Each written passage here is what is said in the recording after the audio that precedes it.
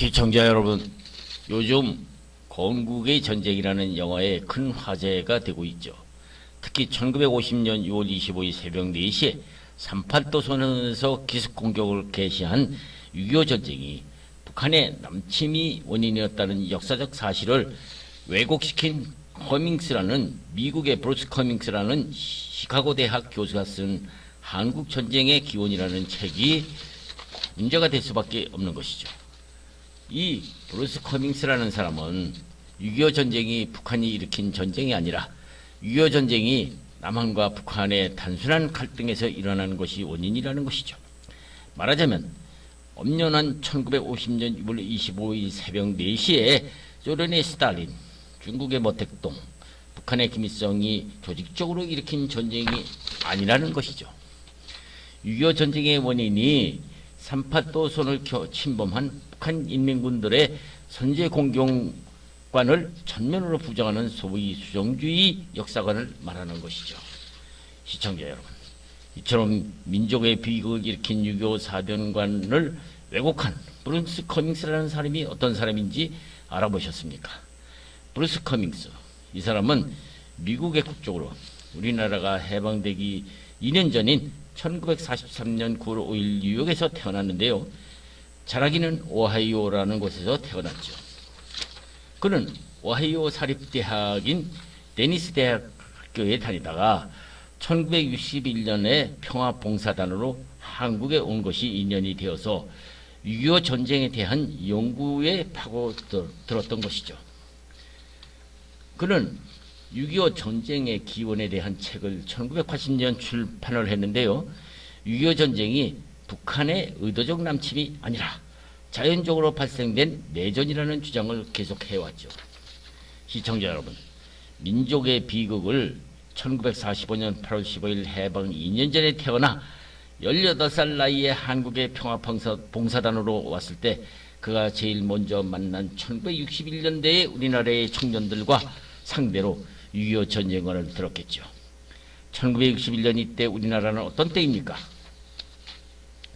장면 총리가 4.19 당시 유행하던 통일운동과 노동운동 등을 우려한 장면 내각이 반공임시특별법, 집회 및 집시의 운동에 관한 입법을 하려고 하자 각 대학 산하 민족청년동맹, 통일민주청년동맹, 조국통일민족전선 등 11개 단체들이 전국의 청년단체 공동투쟁위원회를 구축을 해서 소위 2대 악법 반대 연구가 그가 관심을 갖고 연구하자고 했던 6.25 전쟁의 원인을 어떻게 판단했을까 하는 전쟁을 겪었던 우리 뜻 있는 국민들은 상상하고도 남는 것은 뻔하죠.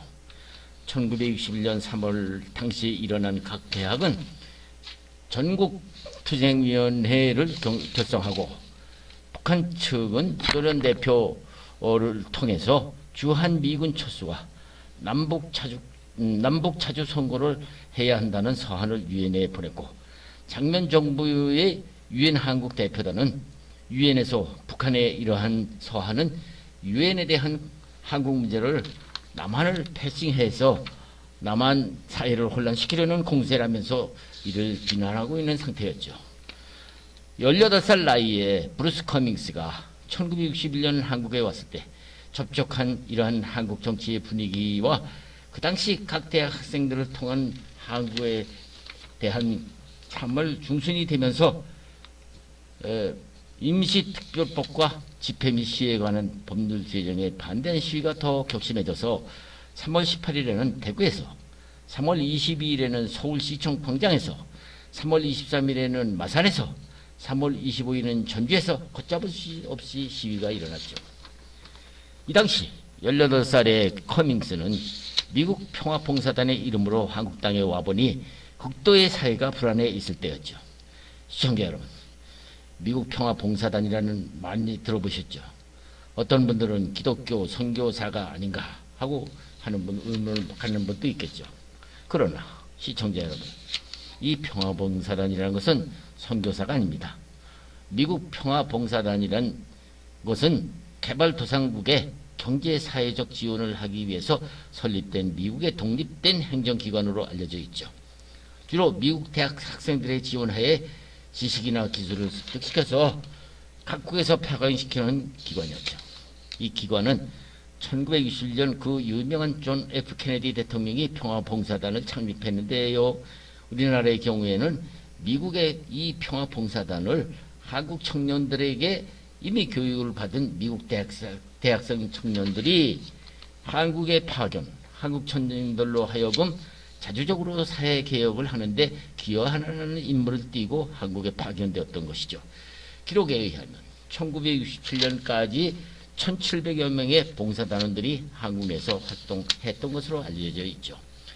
18살의 브루스 커밍스가 1961년 4.19 이후 혼란기에 만나 연구한 한국전쟁의 기원이라는 것은 한국 내 어느 대학에서 어느 학생으로부터 그런 것을 배웠는지 민주주의의 비극을 일으킨 6.25 사변이 북에서 남침한 것이 아니라 자연 발생적으로 발생된 내전이라는 잘못된 역사관을 그대로 배워가지고서 그릇된 한국 전쟁의 기원을 왜곡하고 있는 것을 믿고 있는 사람들이 있다는 사실은 언론 보도를 본 요즘에도 참으로 안타까운 일이죠.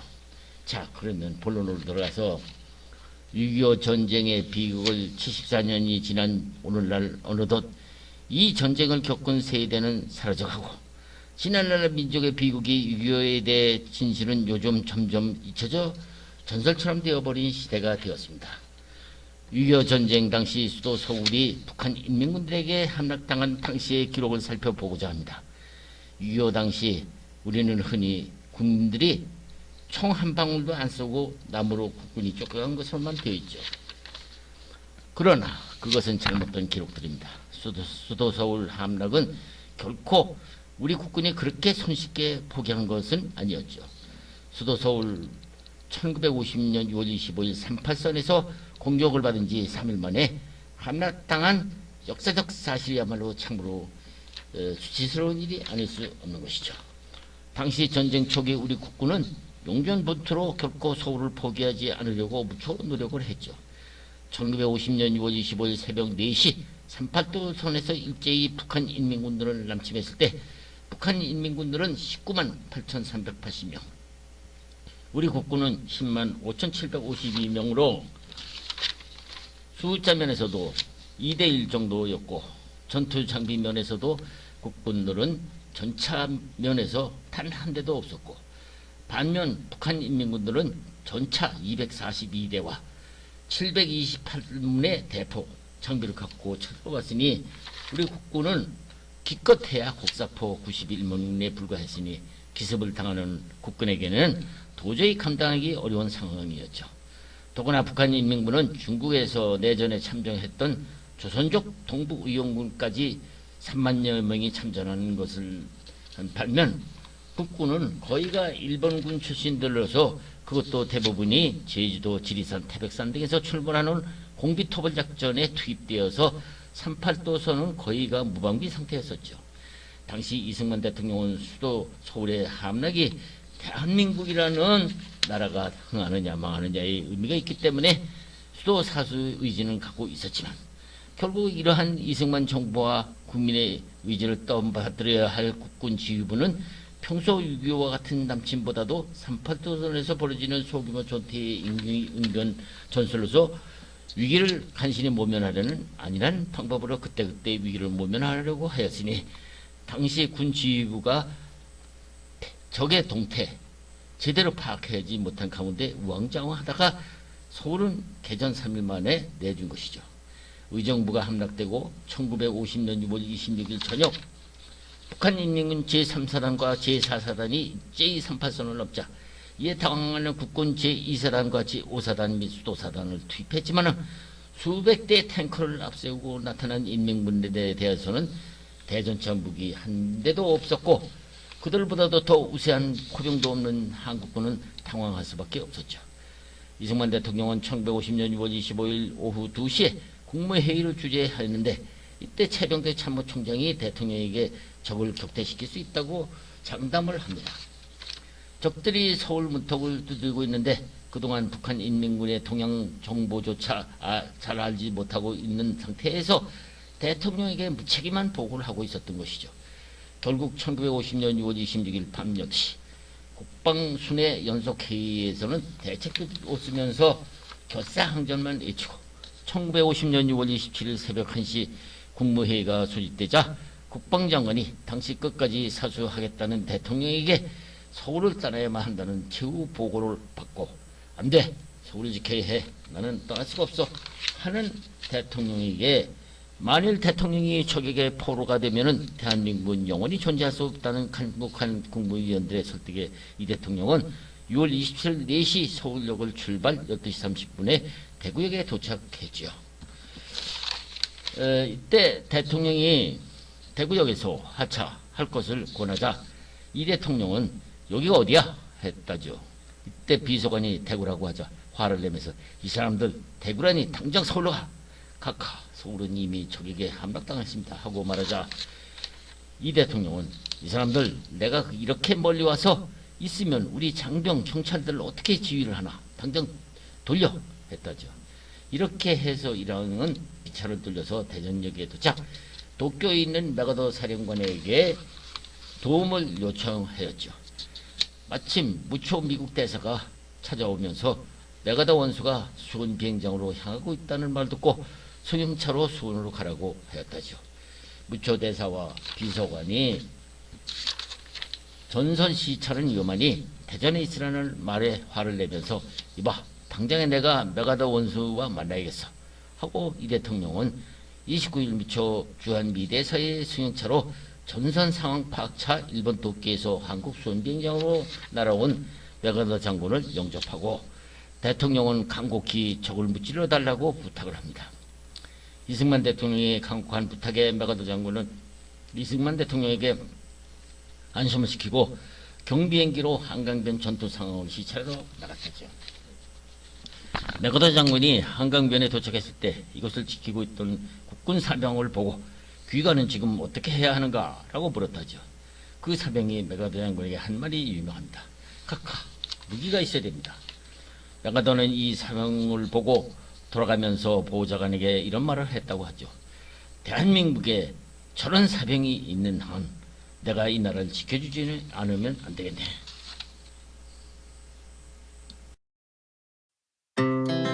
Our hearts beat to the city streets. We began to feel the fire. We rise like tall buildings as the chemicals they take us higher. The night's young and it's just begun as she puts her hand in mine. We wanna chase the night, wanna dance to the light, pull the stars from the sky, just two hearts running wild. Never sleep, never stop, as we shout from the top. We're gonna be two hearts running wild.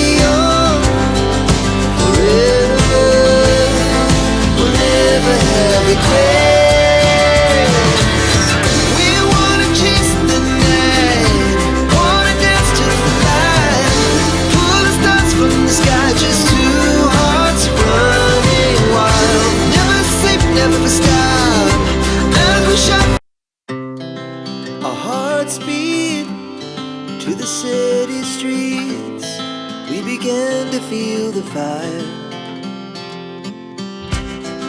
We rise like tall buildings as the chemicals they take us higher. The night's young and it's just begun as she puts her hand in mine. We wanna chase the night, wanna dance to the light, pull the stars from the sky, just two hearts running wild. Never sleep, never stop, as we shout from the top. We're gonna be two hearts running wild.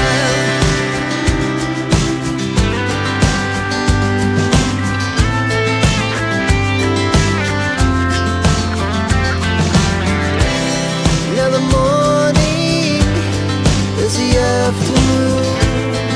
We lay awake in bed. The laughs so loud as the hours